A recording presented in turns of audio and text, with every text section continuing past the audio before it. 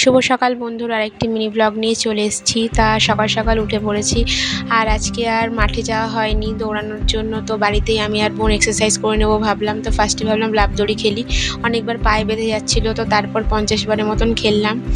তারপর মায়ের জন্য আর বাবার জন্য আদা চা বানিয়ে দিলাম। আমি চা খুব একটা খাই না, খেতে পছন্দ করি না, তো তার জন্য আমি নিজের জন্য বানাইনি, মা আর বাবাই খায়, তো তাদের জন্যই বানিয়ে দিলাম।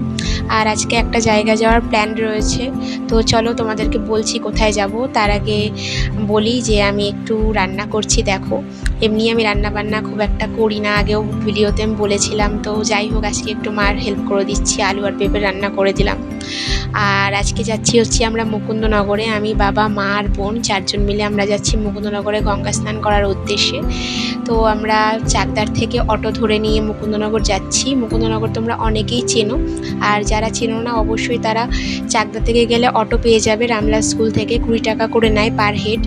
আর যদি তোমরা পায়রাডাঙ্গা স্টেশন থেকে যাও তাহলে 15 টাকা করে টোটো তো নেবে। তো তোমরা একবার ঘুরে এসো, খুবই সুন্দর জায়গা।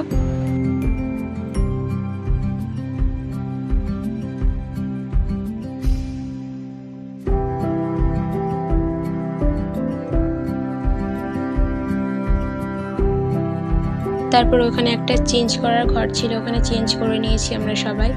আর ওখানে 5 টাকা করে নিয়েছে পার হেড চেঞ্জ করার জন্য। তারপরে মায়ের মন্দিরে একটুখানি পুজো দিলাম।